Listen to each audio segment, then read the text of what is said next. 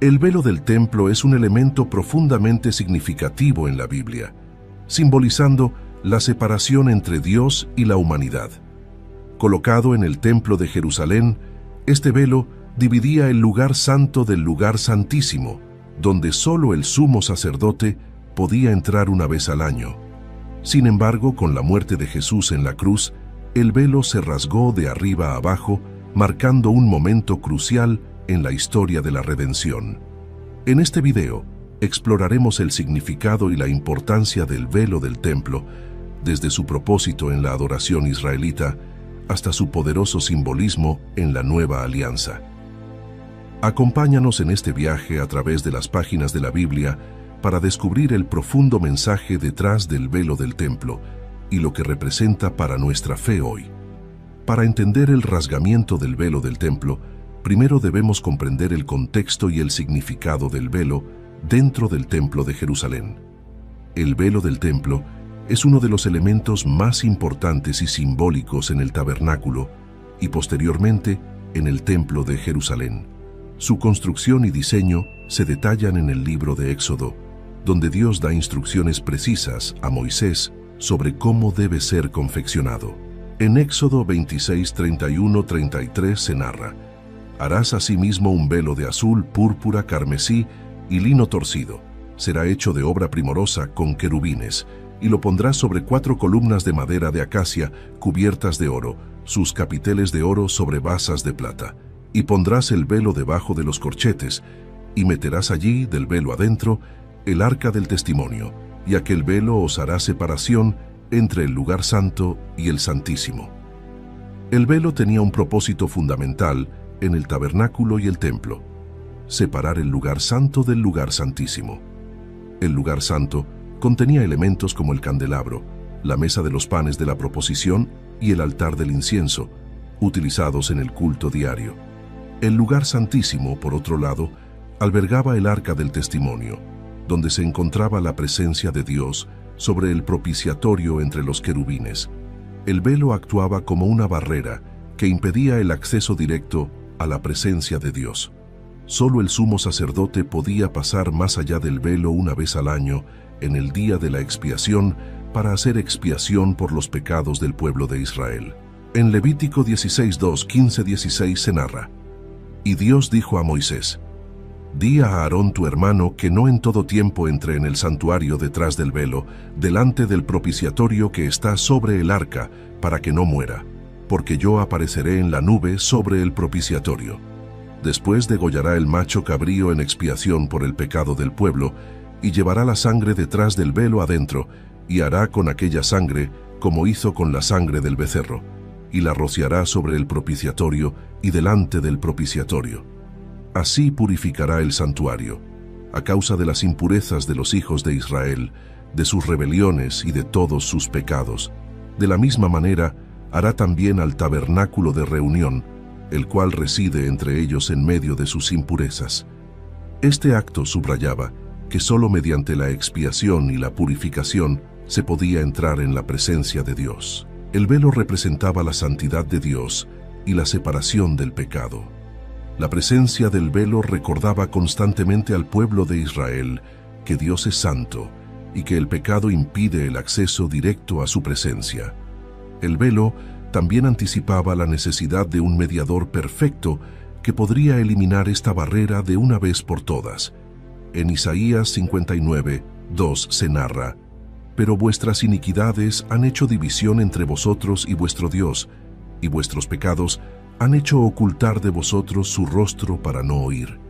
La existencia del velo subrayaba la condición humana de estar separada de Dios debido al pecado y la necesidad de un sacrificio expiatorio para restaurar la relación con Él. La existencia del velo también subrayaba la necesidad de expiación para acercarse a Dios. Los rituales del día de la expiación y otros sacrificios eran necesarios para purificar al sacerdote y al pueblo, permitiendo un acceso temporal y condicionado a la presencia de Dios. El sumo sacerdote debía llevar a cabo elaborados rituales de purificación antes de entrar al lugar santísimo. Esto incluía el sacrificio de un toro y un macho cabrío, cuya sangre era rociada sobre el propiciatorio, para hacer expiación por los pecados. El significado de la sangre. La sangre de los sacrificios simbolizaba la vida, y su derramamiento era necesario para la remisión de los pecados. Levítico 17:11. Esto prefiguraba el sacrificio perfecto de Jesús, cuya sangre derramada ofrecería una expiación definitiva. La limitación del sistema de sacrificios. A pesar de la importancia de estos rituales, el sistema de sacrificios del Antiguo Testamento era inherentemente limitado. La necesidad de repetir los sacrificios año tras año indicaba que no proporcionaban una expiación completa y definitiva. Hebreos 10:1-4 explica que los sacrificios ofrecidos según la ley eran una sombra de los bienes venideros y no podían por sí mismos perfeccionar a los que se acercaban. La repetición constante de los sacrificios subrayaba la espera de un sacrificio perfecto y definitivo que eliminaría la barrera del pecado de una vez por todas. El Antiguo Testamento está lleno de promesas y profecías que apuntan hacia un nuevo pacto y una reconciliación definitiva entre Dios y la humanidad. Estas promesas indican que el sistema de sacrificios y la separación simbolizada por el velo del templo no eran finales, sino que preparaban el camino para una transformación profunda y duradera. Una de las profecías más significativas sobre el nuevo pacto se encuentra en el libro de Jeremías. Estas palabras ofrecen esperanza y anticipación de una relación renovada entre Dios y su pueblo. He aquí que vienen días, dice el Señor, en los cuales haré nuevo pacto con la casa de Israel y con la casa de Judá, no como el pacto que hice con sus padres el día que tomé su mano para sacarlos de la tierra de Egipto, porque ellos invalidaron mi pacto, aunque fui yo un marido para ellos, dice el Señor. Pero este es el pacto que haré con la casa de Israel después de aquellos días, dice el Señor. Daré mi ley en su mente, y la escribiré en su corazón, y yo seré a ellos por Dios, y ellos me serán por pueblo. Y no enseñará más ninguno a su prójimo, ni ninguno a su hermano, diciendo, «Conoce a el Señor», porque todos me conocerán, desde el más pequeño de ellos hasta el más grande, dice el Señor. Porque perdonaré la maldad de ellos, y no me acordaré más de su pecado. Esta profecía señala un cambio fundamental. La ley de Dios no estaría escrita solo en tablas de piedra, sino en los corazones de su pueblo. Esto implica una relación interna y personal con Dios, en lugar de una basada únicamente en rituales externos. Otras profecías también indican la venida de un tiempo de restauración y transformación, en el que la relación entre Dios y su pueblo sería renovada de manera radical. En Ezequiel 36, 26, 27 se narra: «Os daré corazón nuevo, y pondré espíritu nuevo dentro de vosotros, y quitaré de vuestra carne el corazón de piedra, y os daré un corazón de carne, y pondré dentro de vosotros mi espíritu, y haré que andéis en mis estatutos, y guardéis mis preceptos, y los pongáis por obra». Esta promesa de un corazón nuevo y un espíritu nuevo señala hacia una transformación interior, facilitada por el Espíritu de Dios. Esto no solo apunta a una restauración externa, sino a un cambio profundo en la naturaleza misma del ser humano. Las profecías del Antiguo Testamento también anticipan la venida del Mesías, quien sería el mediador del nuevo pacto y traería la reconciliación definitiva entre Dios y su pueblo. En Isaías 53, 5, 6 se narra: «Mas el herido fue por nuestras rebeliones, molido por nuestros pecados. El castigo de nuestra paz fue sobre él, y por su llaga fuimos nosotros curados. Todos nosotros nos descarriamos como ovejas, cada cual se apartó por su camino. Mas Dios cargó en él el pecado de todos nosotros». Esta profecía de Isaías describe al siervo sufriente, quien tomaría sobre sí los pecados de la humanidad, trayendo curación y reconciliación. Este siervo es identificado en el Nuevo Testamento como Jesucristo, cuya vida y sacrificio cumplen estas promesas. En el Nuevo Testamento, Jesús es presentado como el mediador del nuevo pacto, cumpliendo las profecías y promesas del Antiguo Testamento. Su muerte y resurrección inauguran una nueva era de relación con Dios.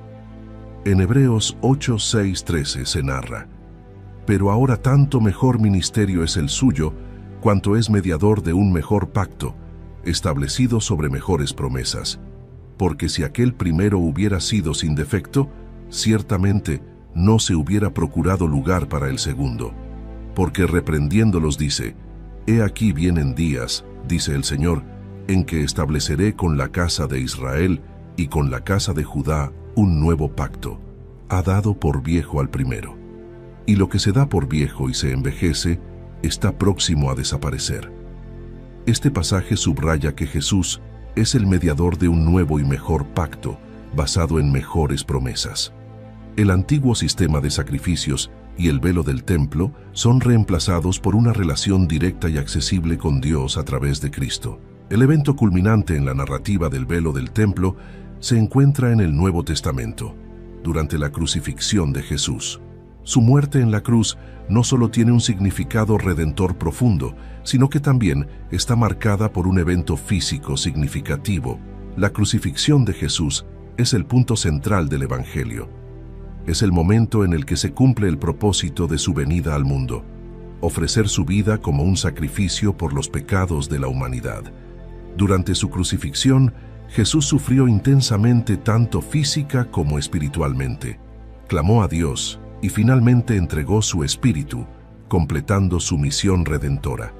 Jesús es descrito como el Cordero de Dios que quita el pecado del mundo. Juan 1:29.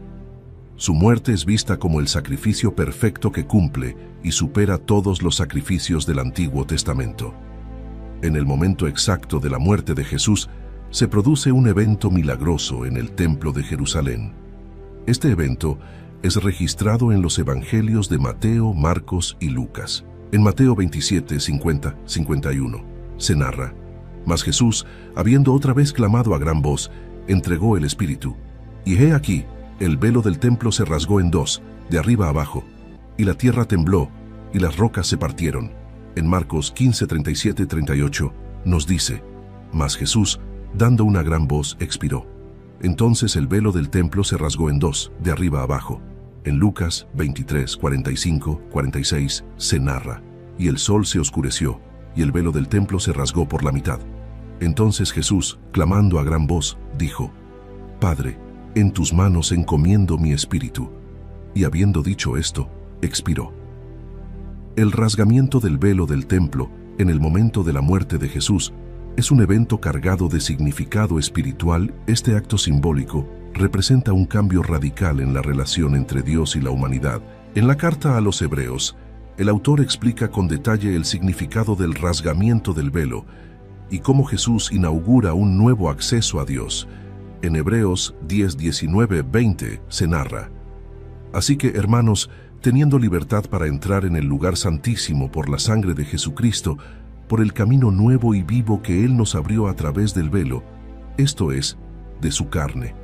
Jesús, a través de su sacrificio, abrió un camino nuevo y vivo hacia la presencia de Dios. Este camino no está bloqueado por un velo físico, sino que está abierto a todos los creyentes. El velo que se rasgó es simbólicamente representado como su carne, indicando que su sacrificio corporal abrió este acceso. El rasgamiento del velo también señala el fin del sistema de sacrificios del Antiguo Testamento. El sacrificio de Jesús es visto como la culminación y el cumplimiento perfecto de todos los sacrificios anteriores.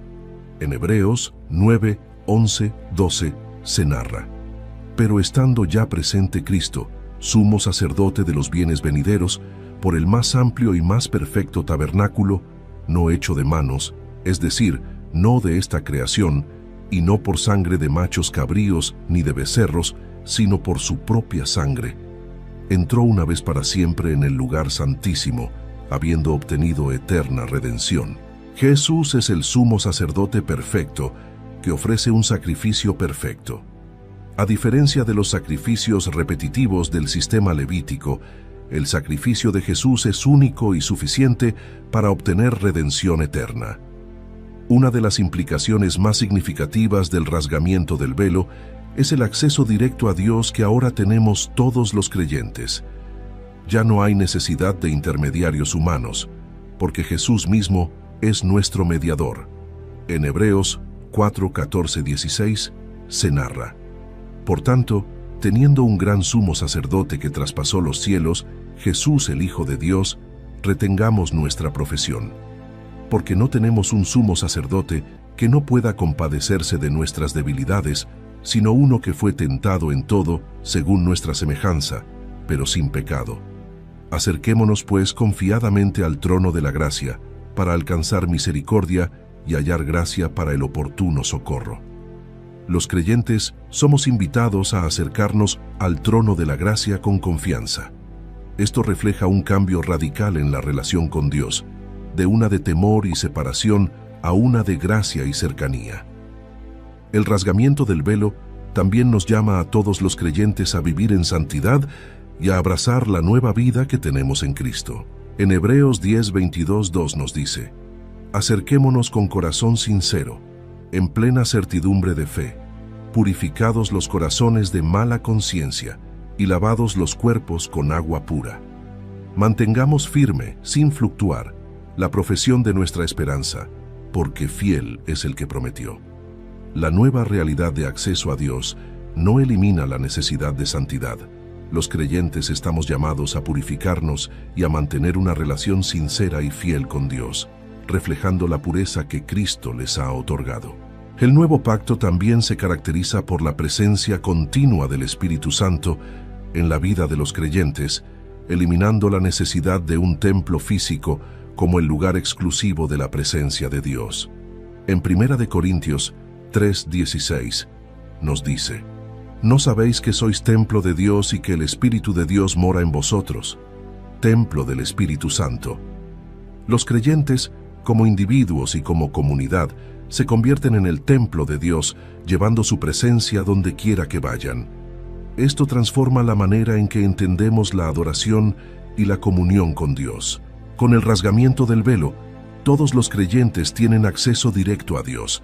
Ya no es necesario un sumo sacerdote terrenal para interceder, porque Jesús es nuestro sumo sacerdote eterno. En Hebreos 4:16 se narra: Acerquémonos pues confiadamente al trono de la gracia, para alcanzar misericordia y hallar gracia para el oportuno socorro. Los creyentes pueden acercarse a Dios en cualquier momento, con confianza y sin temor. Esto cambia radicalmente la naturaleza de la oración y la adoración, permitiendo una comunión constante con Dios.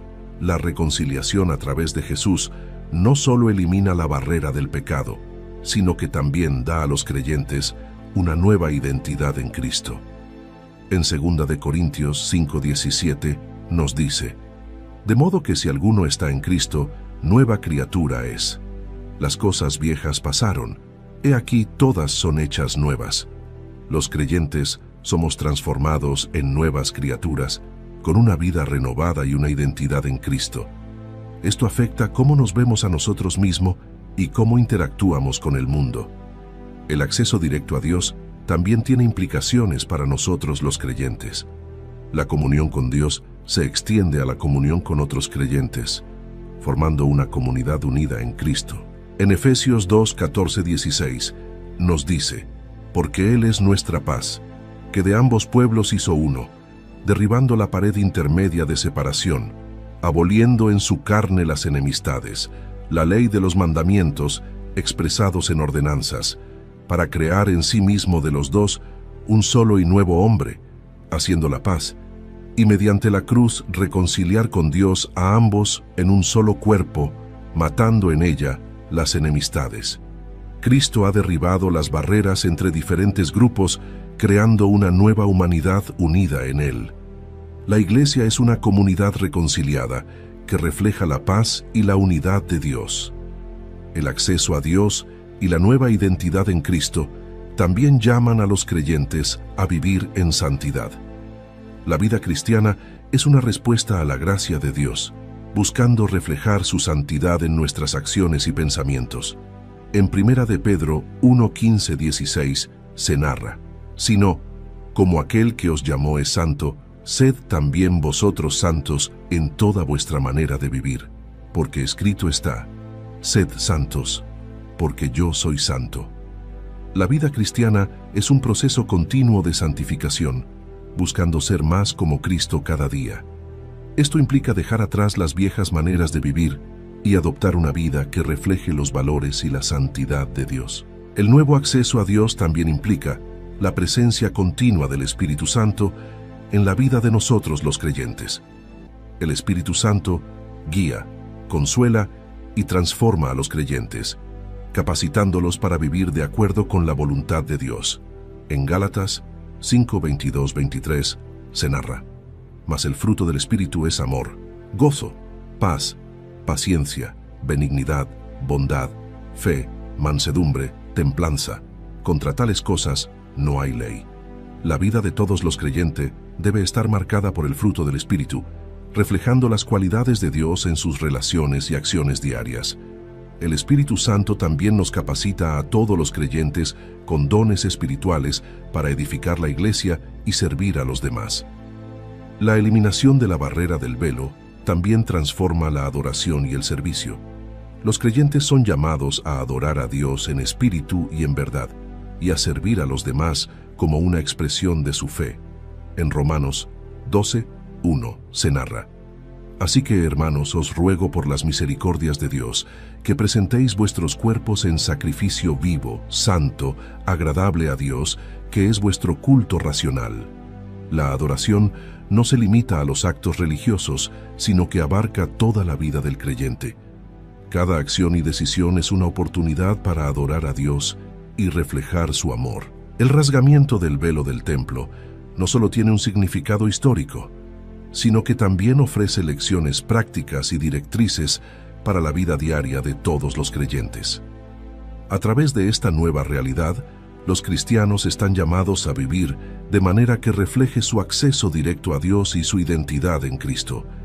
El acceso directo a Dios nos invita a cultivar una relación íntima y continua con Él. Esto se manifiesta en una vida de oración, estudio de la Biblia y adoración sincera.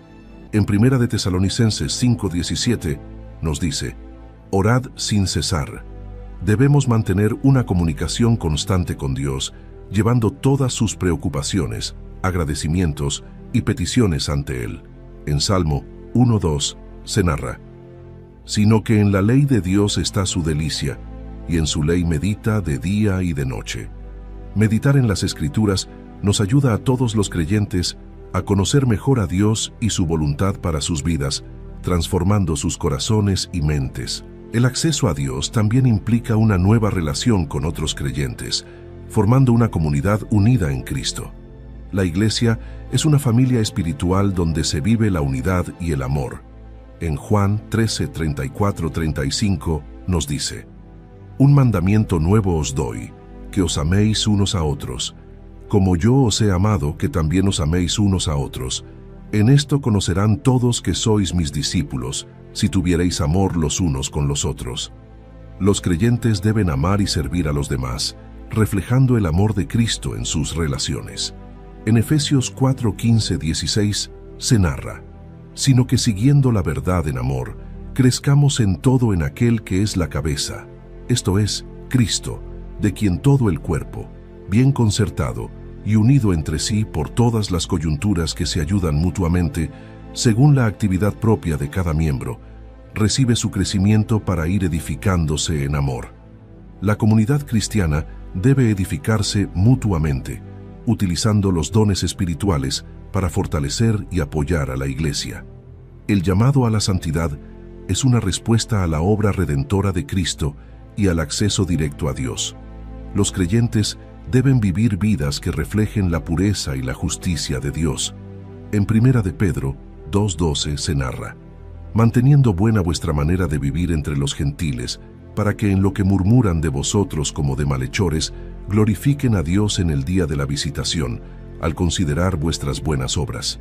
Los creyentes debemos vivir de manera ejemplar, siendo luz en medio de un mundo oscuro, y testificando con nuestras acciones del cambio que Cristo ha hecho en nuestras vidas. En Romanos 12:2 se narra: no os conforméis a este siglo, sino transformaos por medio de la renovación de vuestro entendimiento, para que comprobéis cuál sea la buena voluntad de Dios, agradable y perfecta. La renovación de la mente y el corazón es un proceso continuo, permitiendo a los creyentes discernir y vivir conforme a la voluntad de Dios.